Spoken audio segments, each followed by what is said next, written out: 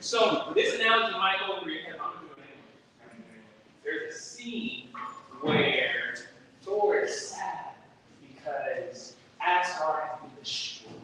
And he's somber. He's like, oh, everything I knew is home is gone. And then there's this, this wise older figure says, Thor, Asgard is not a land. It's people. And then and it's like, in that moment, he's like, yeah, that's right. It's us. It's not the things that you know as tangible or familiar. It's the community, right? So this is usually not where a person's talking. It's usually our very cool and familiar welcome video, welcome to everybody. And this is usually how we do Sunday. So if you're here for the first time, hey, buckle up, we're gonna have some fun today. But again, this thing we call Oak Life is you. It's a community, us doing it together. So thank you for allowing us to do this. Amen? Amen. So what will happen is full of events, we will have announcements, and then you will get into groups of like 3 to 5, kind of turn, chairs 3 to 5 for our little chair chat section, and we have guest speakers today. It's gonna be fun. Cool? Yeah. All right. Welcome down for our announcements.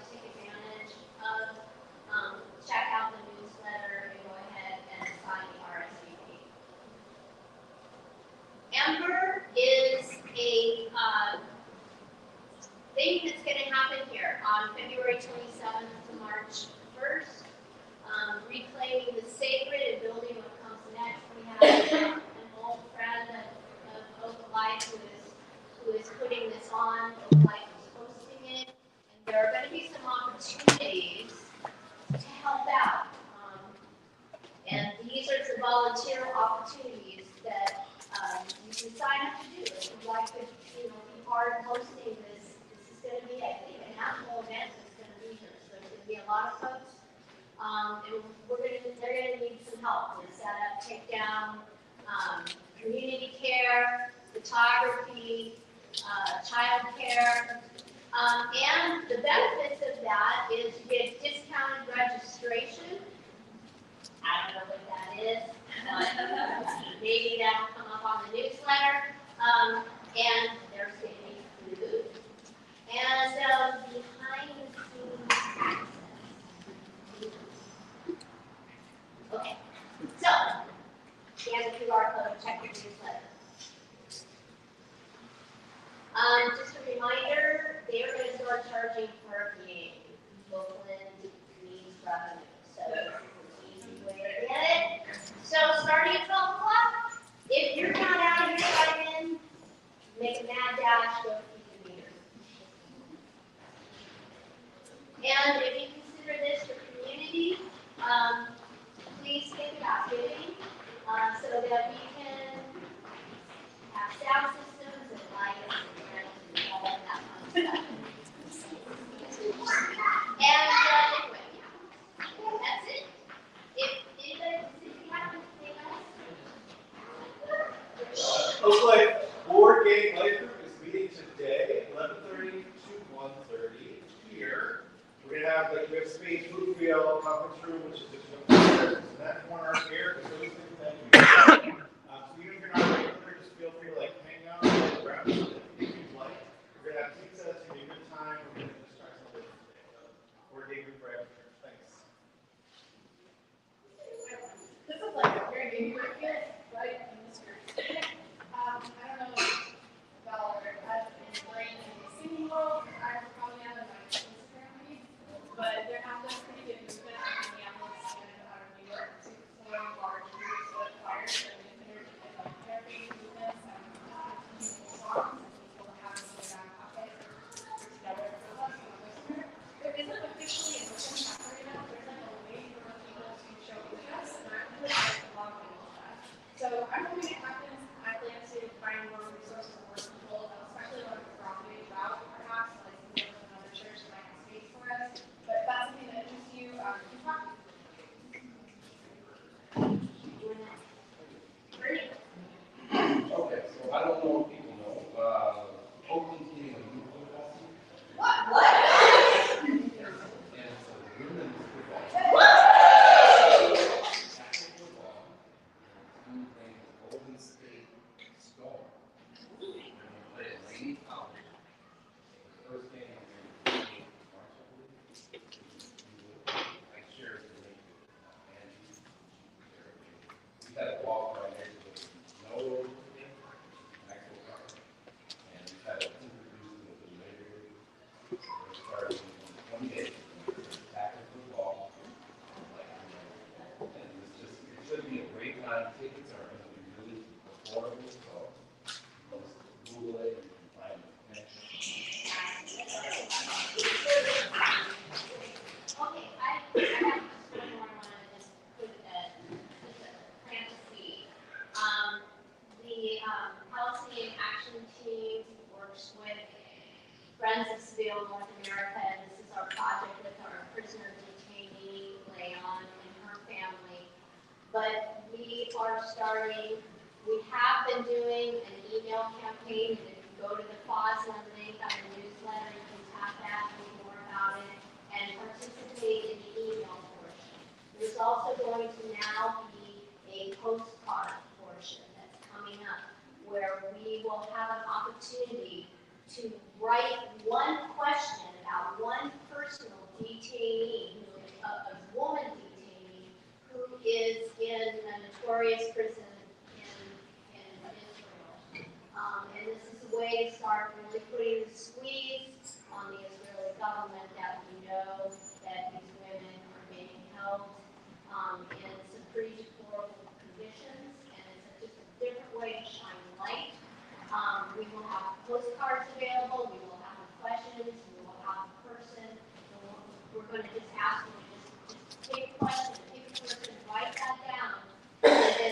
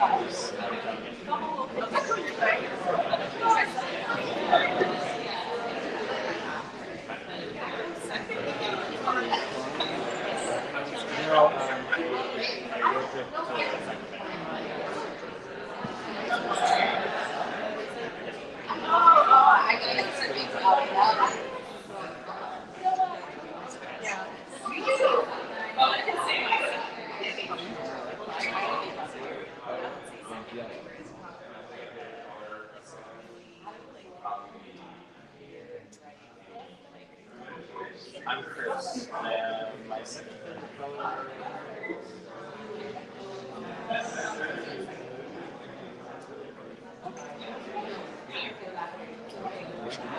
I know.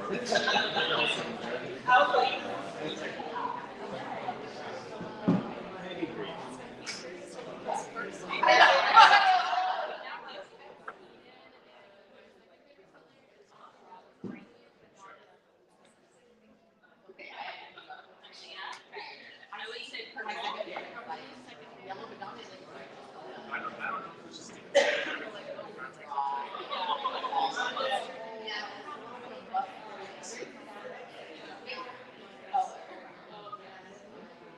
So the audio went kaput, so we're trying something different.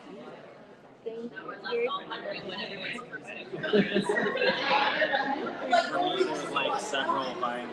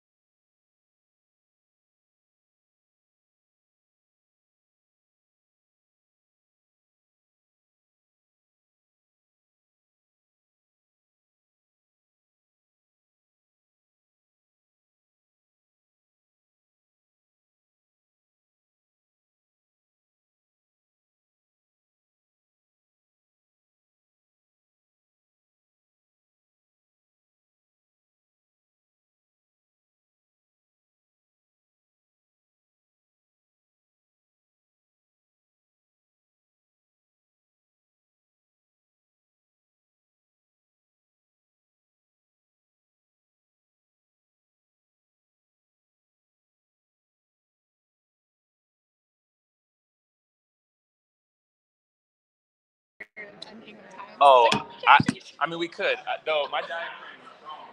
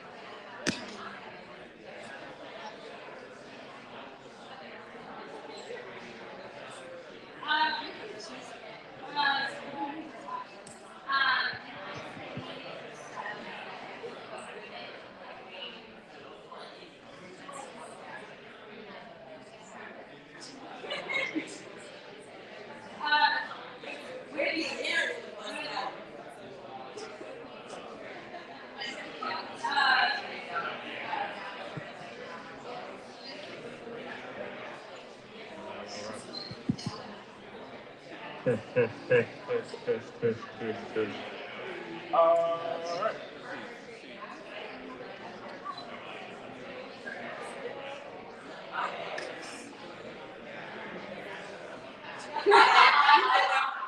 All right, 1 minute warning, 1 minute warning. We're going to be wrapping these conversations up in about 60 seconds.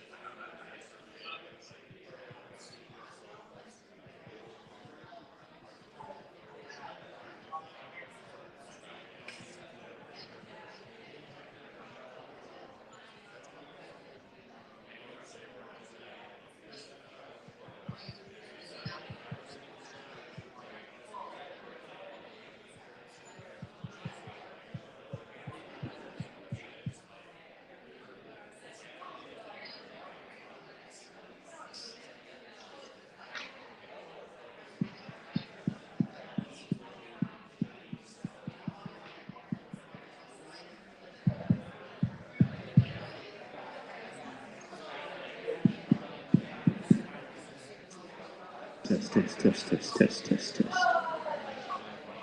Test, test, test, test, test, test, test. Test. Test, test, test, test, test.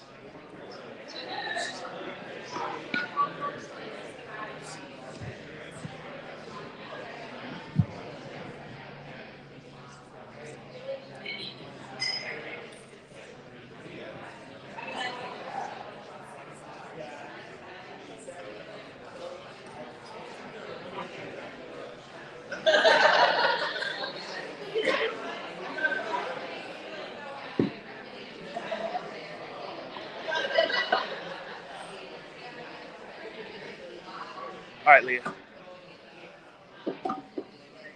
Let's just test your levels, and then I'll give you an intro. That good stuff. And by levels, I mean height.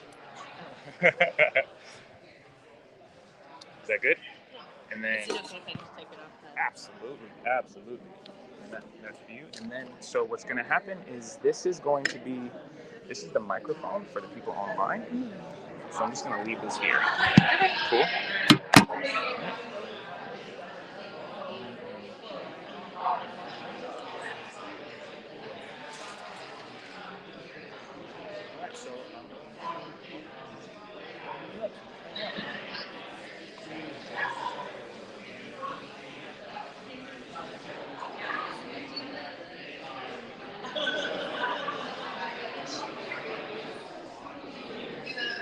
All right, everybody, let's bring it back. Let's rotate chairs.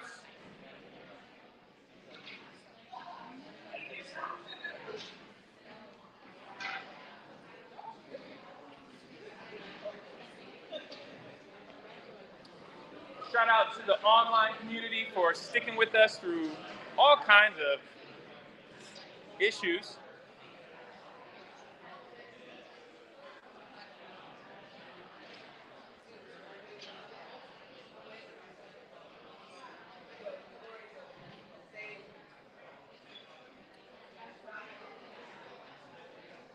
Okay, show of hands, I'm curious.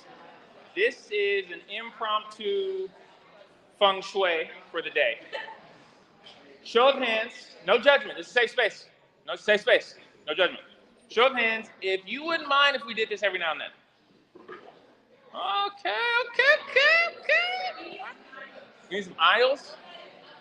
Okay, so a little bit more intentionality, but not bad. All right, and then show of hands, again, safe space, no judgment. Show of hands, if we move to something like this, you're never coming back.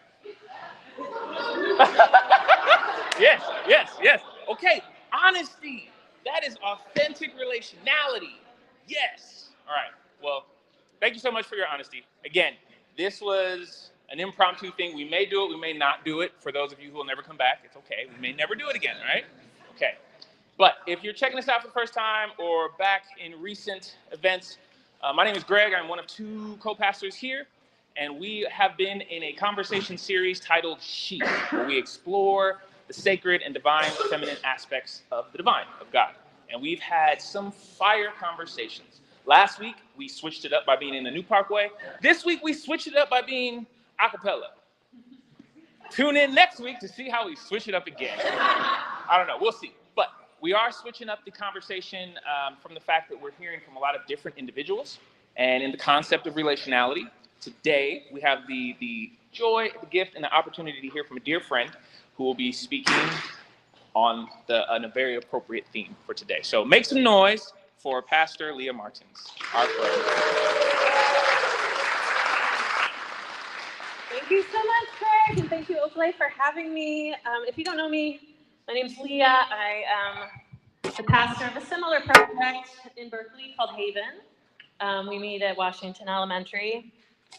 And I don't know, we've been I feel like kind of like sibling communities for a little while. Sometimes we've done stuff together in the past, and it's been a joy to just encourage one another. I've been so encouraged through the years by Greg and Chris and by the folks here at Oak Life. So thank you for your hospitality and your care, and I look forward to more adventures growing together in solidarity and in connection. So I wanted to tell you, a couple weeks ago, I spent some time in Minneapolis.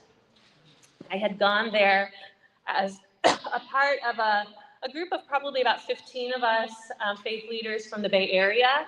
We were a part of 600 clergy or more. I think it was actually closer to 1,000, but at least 600, who had answered the call from an organization called March. And this is a multi-faith organization in Minneapolis, and they had invited faith leaders from around the country to come to bear sacred witness to what was happening on the ground there, and to support the community by participating in their general strike and day of action that was on Friday, January 23rd. And it was a sobering and also inspiring visit. I was sobered and chilled, witnessing firsthand the experience of being in an American city under intense federal occupation. The impact of ISIS presence there was felt in every space I inhabited. Even when we weren't directly witnessing ICE activity, everyone we met had stories of run-ins with tear gas. We experienced that twice in just one day. Federal agents approaching with guns, having family members abducted, or of frightening digital surveillance, which is rampant there. But I was also super inspired by the dedication of all kinds of people working to protect their neighbors in all kinds of ways, even as it's becoming increasingly dangerous as ICE escalates the violence of their tactics there. I saw clearly that people are every day being protected because there are a lot of everyday people showing up with care for their community in powerful ways. And by every account I heard, a majority of the people doing all of that work on a daily basis are women. Women are on the front lines of the Minneapolis resistance. Of course, not the only ones, but a big majority part of it. Well, I start with that story knowing that y'all have been talking about women here lately, women that appear in the pages of our sacred texts. And today I'm going to share with you the story of one brave woman who finds herself in her own kind of resistance story. And it's a story that I've recently found myself drawn to study, to share about, but as I've been doing so, I gotta admit, it's also a story that feels pretty complicated to me. I find this story both inspiring and also kind of troubling. Still, despite the complexity of reading a very ancient story in contemporary times, I think it's one that can actually resonate for us as we consider it in this moment, if we're willing to read a little deeper and more creatively than where like a surface level interpretation might take us. So my plan for today is to give us some context for the story, share the story itself, hear some initial thoughts from y'all around what comes up as you hear the story, and then take you into a couple of common streams of interpretation that folks have often followed with this story, and then finally just share how the story is landing with me today, just days after returning from Minneapolis. So, first, the context for our story. Today we're going to be looking at a character who appears in the beginning of the book of Joshua. Now, Joshua is the book in the Hebrew Bible that describes the people of Israel moving into the land that would become their own with the help of the divine. So I think a few weeks ago, you heard about some amazing women who were found at the beginning of Exodus. Does that sound familiar? Yeah. If you had kept reading that story, Moses eventually delivers the people out of enslavement into freedom. After they were freed, God took on the project of shaping this group of recently liberated slaves into becoming a people group set apart for the divine in a particular way. And that process ended up with them like wandering through the desert for 40 years before they're able to finally move into their promised land. But the book of Joshua begins as that 40 years of wandering has come to a close. The time of Israel establishing their homeland has arrived. Joshua is the man who takes over the mantle of leadership from Moses, and he's tasked with leading God's people into their promised land. Okay, so that's the context. We're picking up the story at the beginning of Joshua, chapter 2, starting with verse 1. Then Joshua, son of Nun, sent 2 men secretly from Shittim, where they were encamped, as spies, saying, "Go, view the land, especially Jericho." So they went, and they entered the house of a prostitute whose name was Rahab, and they spent the night there. And the king of Jericho was told, "Some Israelites have come here tonight to search out the land." And then the king of Jericho sent orders to Rahab, "Bring out the men who have come to you, who entered your house, for they have come to search out the whole land." But the woman took the 2 men and hid them. And then she said, "True, the men came to me, but I did not know where they came from. And when it was time to close the gate at dark, the men went out. And where the men went, I don't know. Pursue them quickly, for you can overtake them." She had, however, brought them up to the roof and hidden them with the stalks of flax that she had laid out on the roof. So the men pursued them on their way to the Jordan as far as the fords, and as soon as the pursuers had gone out, the gate was shut. And before they went to sleep, she came up to the men on the roof and said to the men, I know that the Lord has given you the land, and that dread of you has fallen on us, and that all the inhabitants of the land melt in fear before you. For we have heard how the Lord dried up the water of the Red Sea before you when you came out of Egypt, and what you did to 2 kings of the Amorites, who were beyond the Jordan, to Sihon and Og, whom you utterly destroyed.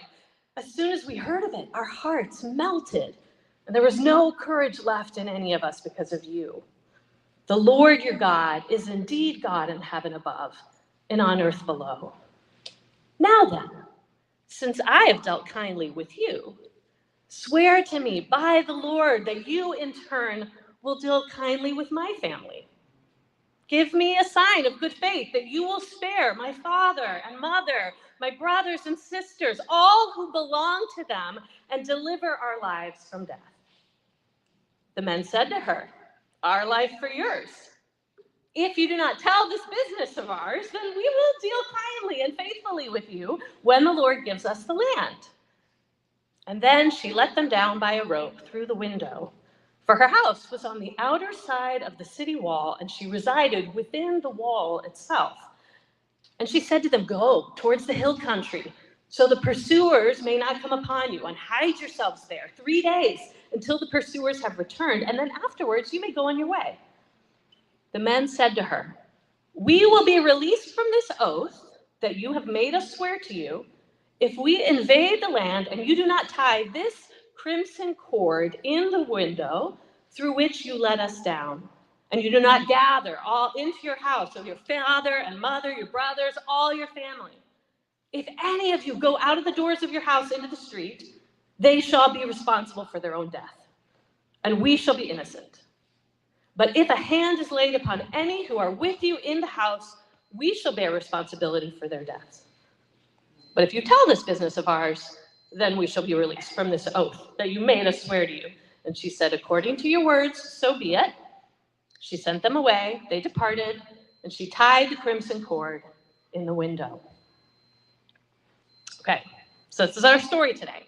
And it's kind of a spicy one, right? This is a story that could be in an action thriller, it's got intrigue with spies, we've got sex, we've got secret insurgent plots, and if you're not aware, that stuff is in the Bible. It is. Let's just review the details really quick in case it was hard to track. So we've got 2 spies. They're sent by Joshua to scout the city of Jericho, which is going to be the first city they're going to attack as they enter the land of Canaan. And honestly, these spies are like no James Bonds, because they do not seem to be particularly good at their job. They are spotted at Rahab's the first night they're in town. Now, different folks do interpret this differently. Some people would claim, well, she's a prostitute who also happens to run a respectable inn, and that's why what brought the men there. Because you got to wonder, why is this the place they went, right? I think a more reasonable interpretation is that Rahab is essentially the madame of a brothel, and these spies are there as clients. Because what happens in Jericho stays in Jericho, right? I mean, they've been wandering in the desert for 40 years. What are they going to do when they go to town? But Israelite spies aren't the only folks who frequent Rahab's establishment, right? Though she literally lives on the margin of society in a home embedded in the outer city wall, Rahab clearly does business with some people in pretty high places. Before long, the king himself is aware and communicating directly with her, ordering her to turn these spies in her care over. Rahab doesn't comply. Instead, she hides them amidst piles of flax on a roof, and she sends the Jericho soldiers off in the wrong direction. And once the coast is clear, she helps the spies escape in exchange for saving herself, all of her relatives, with the help of her trusty red rope. And that isn't the end of Rahab's story. A few chapters later, Joshua leads his people to parade around the walls of Jericho 7 times. Maybe you heard that story. They blow some trumpets. They watch as God causes the walls of Jericho to fall. The Israelites attack, they violently conquer the city, but they honor their agreement with Rahab, and all of the relatives gathered in her home are saved. Later, in the biblical narrative, we find out that Rahab ended up marrying and had a family of her own, and her son was a man named Boaz. Now, if that's sounding familiar, it's because Boaz is the wealthy landowner who found himself impressed with a young widow from Moab named Ruth. Boaz married Ruth. The two of them became the great-grandparents of King David, and according to the Christian tradition, ancestors of Jesus himself. So Rahab becomes the great-grandmother of King David. So now that we have a sense of the story, let's just take a moment. I hear this is a practice you guys like to practice, and I would love to hear what you're thinking. To just share some initial thoughts as you hear this story. What's coming up? Maybe just a few words from a few folks if you want to share something that comes up for you hearing the story of Rahab. Go for it. We're always taught as Christians to be honest and truthful, but when the soldiers came to her door, she lied. Yeah. She acted like an ally to them and said, "Go catch them." I honestly never thought about it because I've always been told to be honest my whole life. Mm-hmm. And today, like some people, I run people's homes, and yeah, we all do this story. Yeah, she tells the lie, but that ends up being what saves them, right? Other thoughts? Thank you. Yeah. I was just taken by the flags on Rahab's roof. Mm-hmm. Basically, she's a multi-pronged businesswoman. Like, cheers to that. She's making money. Mm-hmm. Yeah. She wouldn't have had flax if she didn't have some sort of side hustle as a fabric maker. Yeah.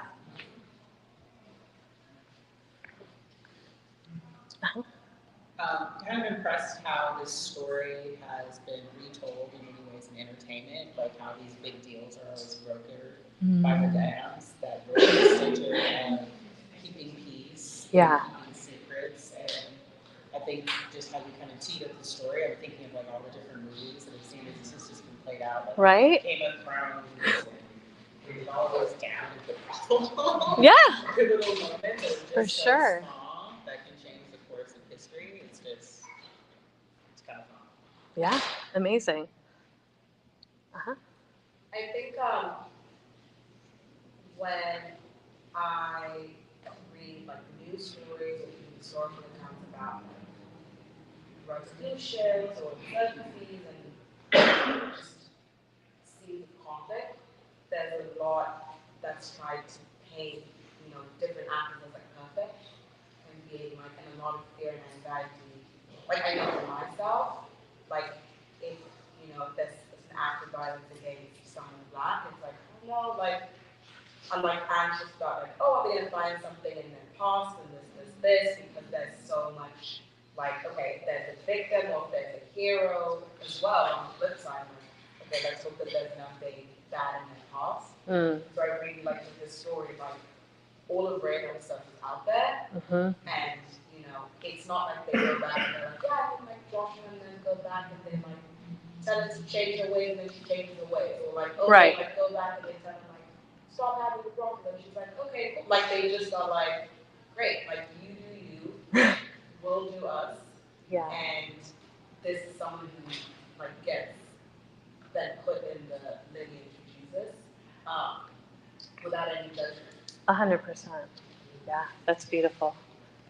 Uh-huh. I think like as a child when you're told this story, it's like very like good and evil, and there's no consideration of like the people of Jericho, whether they're actually like I think reading the adult as a Bible is like there's so much like genocidal stuff happening, and so when I hear this, it's like yeah, it's very complicated because I don't think it's not so clear cut anymore. Why do all these people deserve to like die and lose their land? We don't know that much about them. Yep. But it's just painted in this very black and white way when you're a child, so. 100%. It's very complicated hearing it as an adult. Yeah. I told you it was complicated, right? So I think you're already feeling me. Like, you don't have to scratch too far under the surface to recognize that this story has a lot to like be like, wow, that's amazing, and also kind of troubling, or maybe like quite problematic. So let's just chat a little bit about that, okay? Let me take you into a couple of the most common streams of interpretation with this story. Okay, and each of these, I think, illuminates some facets of the story and its history and our tradition that I think we need to attend to, even if they're also quite in tension with one another. Okay, so the first most common tradition of interpretation with the longest history in both Jewish and Christian thinking is probably something along the lines of this: Rahab is a heroine and an exemplar of faith. Historically, in the biblical tradition, Rahab's generally been viewed pretty sympathetically. She's celebrated for her courage standing up to the king of Jericho. Her courage seems to be rooted in deep faith and conviction. People would say that God is with the people of Israel and wants them to possess the land. And some conservative interpreters have looked askance at her background as a sex worker. So like some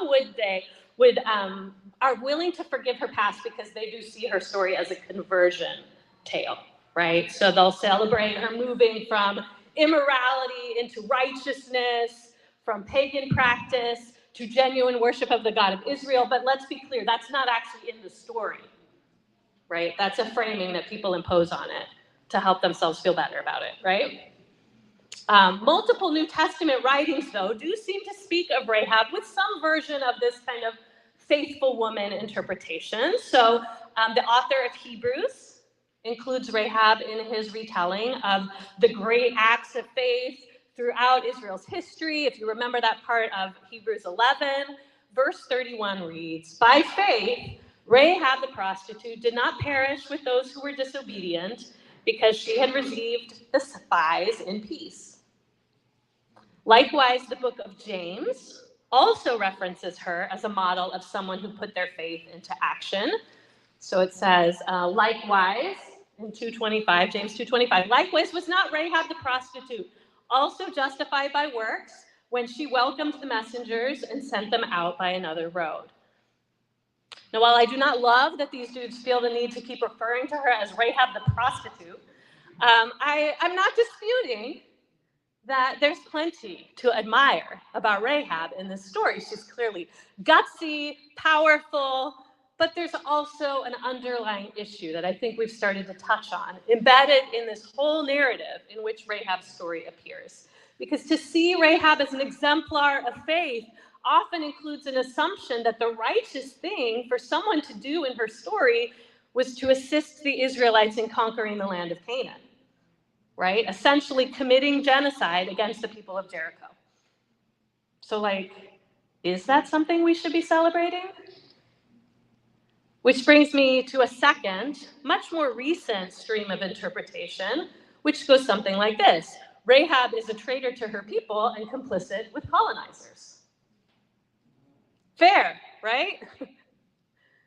In recent decades, as our culture has contended with more and more with the violence and cultural erasure caught up in projects of colonialism and imperialism, folks have been taking issue in new ways with the whole Joshua story. And that's fair. And that includes Rahab's role in that story. So on a surface level, you could say the book of Joshua seems to be celebrating the worst evils of colonization. Campaigns of conquest, accompanied by a sense of divine right to violence, and the erasure of indigenous people. Read from that angle, the story of Rahab feels much more problematic, right? Rather than being a righteous heroine, she could easily be read as a sellout, a traitor, willing to throw her people under the bus in order to save her own skin and the skin of her loved ones.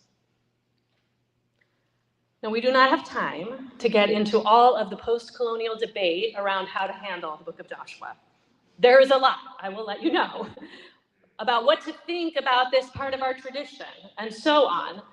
It might bring some comfort to know that most academics in the field don't actually believe that Joshua is intended to be literal history. Archaeologists can find no evidence for the kind of mass conquest of the land in the ancient world that Joshua's narratives seem to describe. Still, we can't deny that even if it isn't intended to be literal history, these stories are still a narrative part of our tradition. They have been used to defend the worst evils of colonialism for centuries. They're clearly supposed to teach the people of faith something about their relationship to the divine, and I think we are right to wrestle with what those lessons are supposed to be. So, I present both of these interpretations alongside each other because I think that we have to be able to acknowledge and hold them and struggle with them as we read this very ancient story that comes from a world quite different from ours and also still seeks some resonance for our own time and place. Personally, I think both of these interpretations reveal elements of truth. I'm also aware that there are other perspectives we could consider too. Like, how do we think about the fact that a person like Rahab would have had very little agency in either culture she found herself in proximity to? Even if she saw a genocide coming, does she actually have any capacity to stop it? Or simply to try to reduce harm by saving as many people as possible? How does our perspective shift when we consider that her story was written, as history usually is, by the, quote, victors, in this case, the people of Israel? If she was writing her own tale, might she have given us a different account? The complexity of these questions could lead us to just shut down and say, well, we can't get any helpful meaning out of this story. But I think a different practice is also possible. I think that ambiguity also creates space for a kind of sacred permission to be creative with this story. Just like we talked about creativity a bit ago. I think we can be creative with our reading. We can acknowledge the complexities. We can name that we're not going to resolve them. But even as we hold the questions, still draw inspiration from Rahab and her interaction with a difficult set of circumstances in ways that we might find helpful today. Which is why I now want to take you into a few things I'm noticing, looking at Rahab through the lens of my experience in Minneapolis, and appreciating her from that perspective as her own kind of woman of the resistance. Okay? So in Minnesota, I had the opportunity to witness a different kind of insurgent campaign from what we see in the story. Okay, it was not an armed overthrow of a city, but there is an ongoing campaign taking place there. You could say it's a struggle to shift through nonviolent means the reality on the ground, and like the walls of Jericho, bring down the walls or the infrastructure of violent authoritarianism. Faith leaders there are giving voice to the sacred calling they see at work in this ongoing campaign. And as I look at Rahab from this place, I'm less interested in her as a participant in a violent conquest and more interested in her as a woman awakening to what she perceives to be the divine's unique inbreaking in her community and finding her place in that hopeful work. From that perspective, I notice a few interesting things that I think speak to our current struggles. And the first is this: Rahab responds to campaigns of violence with crafty creativity. She responds to campaigns of violence with crafty creativity. Rahab is threatened with violence on every side. On one hand, she seems to see the writing on the wall that violence is coming to her home when the Israelites attack. And on another hand, she's likely risking violence against her and her loved ones from the king and his soldiers if it's discovered that she harbored these Israelite spies, right? But Rahab doesn't engage violently. She engages creatively. She thinks on her feet. She innovates. She weaves a story, which, yes, technically a lie, but it is a creative story that protects the spies that the soldiers find plausible. She hides the spies in bundles of flax, which, like we pointed out, likely means that not only is she a brothel madame, but she has this side hustle producing textiles, which is what you would have used flax for at that time. She very likely crafted with her own hands that red rope that she hung from the window to help the spies escape. That same red rope hung in the window would protect her own family when the battle came. So from that perspective, Rahab literally crafted deliverance with her own hands. The woman was capable, she was creative, she was willing to courageously use her unique assets and skills as a sex worker, a madame, and a crafter to take care of herself and her people, all while craftily subverting violent campaigns around her and participating in what she perceived to be something connected to the sacred. Now, in Minneapolis, a similar kind of crafty creativity is fueling the nonviolent resistance work I witnessed. Folks are innovating whole systems of mutual aid to cover a variety of tasks, and it is hard to see that in the reporting. It is even hard to see that in the videos on TikTok and Instagram, but it is stunning to experience. Some of these tasks are more public, like the patrols in the cars and on foot that monitor the ICE activity, all coordinated over Signal. There are, of course, more traditional protests and direct actions taking place every day that seek to slow down, disrupt, and bring greater awareness to the injustices of ISIS campaigns there. But there are also very many, more than I can name, quieter, less visible expressions of care being created each day, like the massive efforts to deliver groceries to people of color who feel unsafe coming out of their homes, whatever their status is. There are people providing rides to kids to school and other appointments. Half of the students, at least, in many schools are now learning only online. And so there's a whole campaign of folks who are arranging play dates for children who are stuck inside because their families don't feel comfortable with them coming out of the house, understandably. There are efforts to cover rent, other expenses for people who no longer are able to safely report to work, and so on, and so on, and so on. And most of this mutual aid work is not being done by seasoned activists. From most accounts I've heard, a vast majority of the folks actually showing up are middle-aged and senior white ladies, many of whom are getting activated in a serious way for the first time. They're building all this mutual aid infrastructure cleverly, craftily, creatively, adjusting and adapting their practices and tactics as federal agents adjust theirs on the daily. And we would do well to learn from their crafty creativeness. Right? As we grow in resistance, we too are going to need to hold flexibility and creativity along with an awareness of what unique skills each of us has to bring, just as Rahab seemed to do in her story.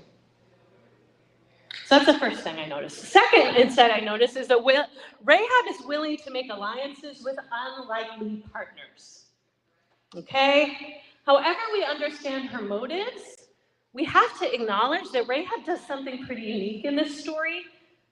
She crosses cultural boundaries to make an alliance with some unlikely partners.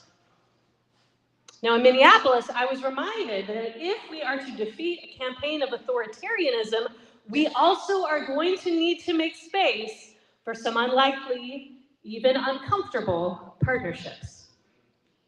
On the first day we were there, a lot of our time was spent in training and preparation.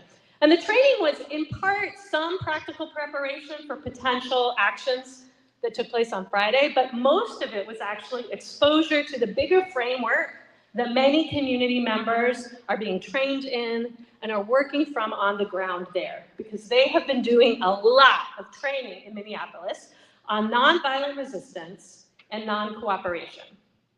And we were given a brief version of the curriculum they're working with. And the model of resistance that they shared with us is rooted in the work of political scientists Erica Chenoweth and Marie Stephan, this book, Why Civil Resistance Works.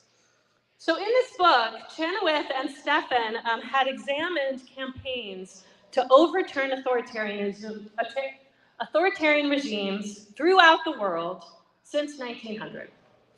And their work is perhaps most famous for what's come to be known as the 3.5% rule. You may have heard that. That statistic stating that no regime has been able to hold on to power if at least 3.5% of the population engage in ongoing, sustained, nonviolent resistance. Okay, this is not 3.5% at a No Kings rally, which is where people like to talk about it. That's just a starter. That's a first toe in the stream threshold. But what we're talking about is 3.5% of the population over an ongoing, probably extended multi-year campaign of ongoing, sustained nonviolent resistance. And as the trainers were sharing the strategies for how it happens that these nonviolent resistance campaigns become successful, one point they named, I have to admit, felt particularly challenging for me to imagine in our hyperpolarized cultural landscape. Because a key component for a nonviolent campaign becoming successful is its capacity for the campaign to provoke and be able to receive what they call loyalty shifts. You need to have a movement that can pull substantial power players and institutions away from a regime's pillars of support. And you need to be able to make space for those people who turn against the regime to join your movement. In other words, you need to be willing at times to do what Rahab did and make alliances with some unlikely partners. I have to admit, this idea makes total sense in theory, and if I'm honest, also feels really freaking uncomfortable. But I think we need to grow our tolerance as a collective movement for that discomfort if we're going to have successful campaigns against authoritarianism. You hear me? In Minneapolis, building resilience for that kind of uncomfortable partnership, it is happening on multiple levels in multiple spaces. So the trainers themselves, they pointed, and these actually were trainers that did not necessarily come from a faith space, but they were coming into this multi-faith org to show us the training they're doing with all kinds of orgs. And, this is Minneapolis, just years after the death of George Floyd and the campaign for Black Lives and the campaign for abolition of the police and of the whole prison industrial complex. And these trainers themselves pointed to a strategic win of the city's enacted policy that local Minneapolis police have named that they are not going to assist in ICE operations, and they would only be deployed in immigration activities to protect protesters. And by and large, it sounds like that is people's experience, that that's what's happening. And our trainers could celebrate this as a strategic win, even as they maintained their own abolitionist commitments that seek to reimagine a world without policing. So you have abolitionist activists willing to work in this particular way with this unlikely partner of the local police for the targeted effort of bringing down authoritarianism. Other conversations I had with folks in Minnesota revealed that this is but one example of people's loyalties shifting and coming into alignment with unlikely partners. So not everyone on the ground participating in all these mutual aid activities would call themselves progressive. I spoke to one woman who was clear that while she was never a Trump voter, she disagreed with progressives on some critical issues. She might feel very uncomfortable in this room. I'm just guessing. Still, for her, Total political alignment wasn't what was most important. What she cared about and what encouraged her, even in the midst of disagreement, was joining with other people in her community to protect their neighbors, the most vulnerable members of their neighborhoods, and to push back against the authoritarian occupation they were all suffering from. In a similar way, like Rahab, we might need to become more adept at building strategic alliances with folks who are different than us.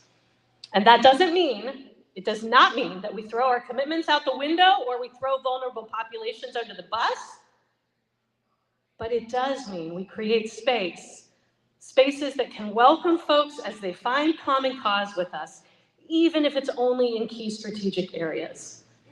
And as people of faith, I sense we have a particularly important role to play in movement spaces, to help foster those pathways to receive those whose loyalties are shifting and make room for them to join our moral campaigns. Just this Friday, I had the opportunity to join a group. I've been doing a lot of activities, which I know maybe some of you are as well, with Interfaith Movement for Human Integrity, which is an org that's been doing organizing around immigration for decades. And this Friday, I joined a group that went down to do, we were asked to do a vigil in Morgan Hill, which is the South Bay ICE hub, the administrative building, acknowledging all that's happening in the South Bay connected to the Super Bowl. They wanted to have counter-programming connected to the impact of this administration's policies on the people in South Bay. And so we were there leading a vigil, and one of the things we did as part of this interfaith vigil was a soft exorcism of the ICE facility.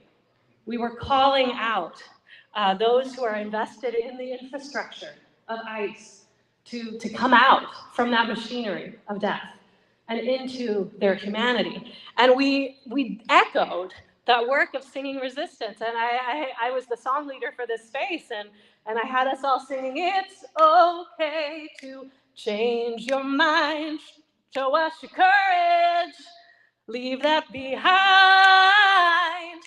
It's okay to change your mind, and you can join us here anytime." That's the song that people are singing by the thousands in Minneapolis, outside of the hotels where ICE is stationed. And I love that invitationality. It's not condemning, it's invitational. You can change, it's okay, and you are welcome to our movement. And that is, I think, rooted in that understanding that we need to build campaigns that allow people's loyalties to shift and give them space for that. And this finally brings me to the last thing I notice about Rahab that feels important to note. In a world of oppression and violence, Rahab works to preserve life. You see that? In a world of oppression and violence, she works to preserve life. Rahab finds herself in such a violent situation. Threats coming from every side. Yet none of her activities mirror the violence that surrounds her. She doesn't return violence with violence. She uses every advantage and opportunity she has to protect life. First, she protected the lives of the spies, who likely would have been killed had she turned them over to the king's men. Later, she secured the lives of her entire extended family, and we don't know how many people that was, but it could have been dozens, perhaps even over 100, because she wants to secure the safety of every relative she has, parents, brothers, sisters, all who belong to them, she says, which could have also meant spouses, children, servants. If she was a madame, probably all of the people who were working within her household. Essentially, in the midst of a violent campaign of annihilation, she saved every person she could. And this, too, is a model for us as we seek to grow in the work of resisting authoritarianism wherever it manifests. Because in the short term, we might not be able to dismantle the machinery of violence that is running rampant through our communities, but we can take practical actions to protect and preserve life. Amen? And that's what those neighborhood patrols are about. They're not actually about directly confronting ICE agents. If you attend one of their trainings, they'll tell you not to do that, because they are about protecting neighbors by alerting them to ICE's presence and documenting ICE's activities, which is why we know what really happened to Alex Preddy and to Renee Good. Amen? The grocery deliveries are about preserving the lives of those who are most impacted by our administration's policies. And in similar ways, as people of faith, I hope we can all continue to grow, not just in our advocacy about what we are against, but in lifting up and embodying what we are for.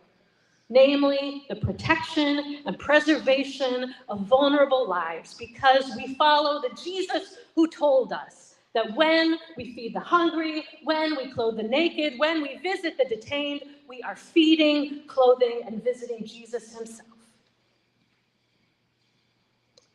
Friends, it's real that our tradition does have stories in it that are pretty complicated. And that's okay, because our world is pretty complicated too. But even though it's complicated, if we are willing to dig deeper, if we are willing to reach beneath the surface and engage creatively, I think we can find there is real wisdom in our tradition, even from stories that come from settings very different than ours. Because even across multiple millennia, there are things that just haven't actually shifted that much. Resisting injustice has always required creativity and ingenuity and a willingness to adapt, and often women have played an important role in that.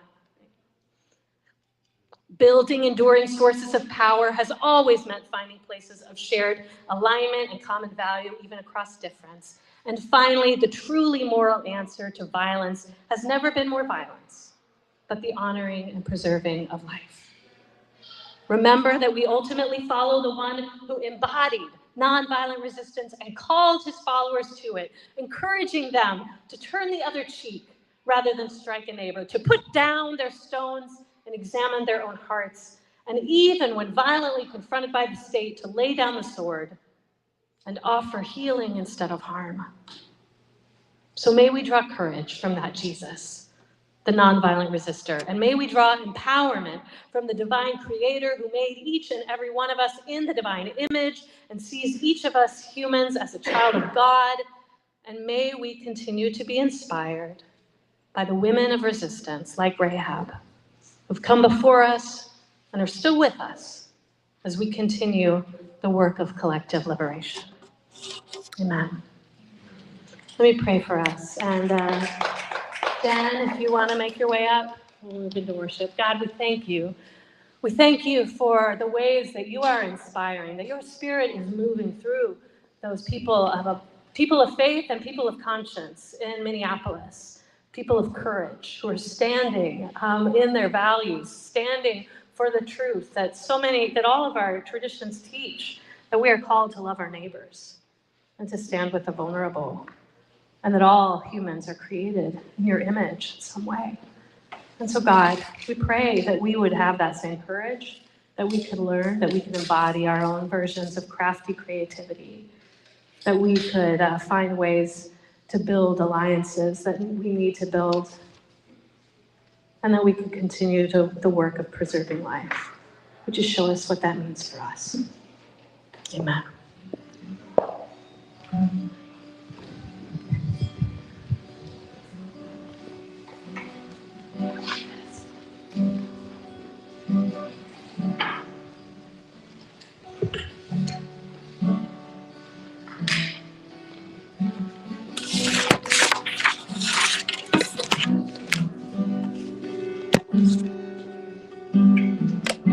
Speaking of creativity, thanks for rolling with us today. We have exactly zero power except for this little box.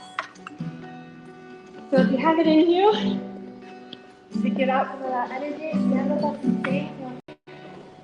You know what, that's fine too. Sometimes we just gotta sit and close our eyes.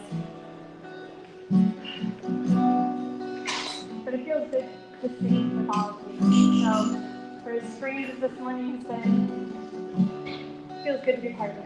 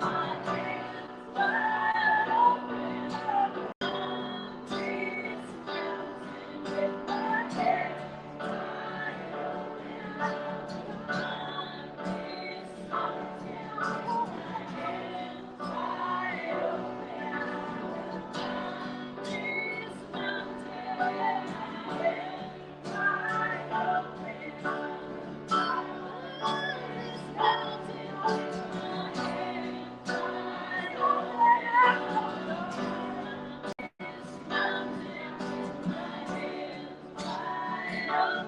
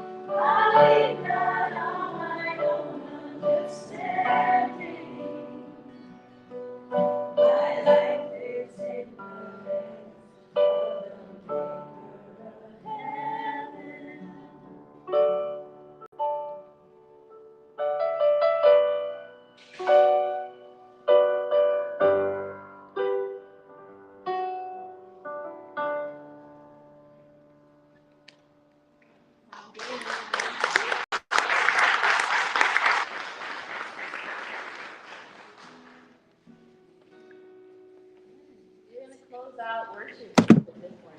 With some joy resistance, with some love resistance, with some faith resistance. So if you are able to follow along with us, please do. It is very repetitive.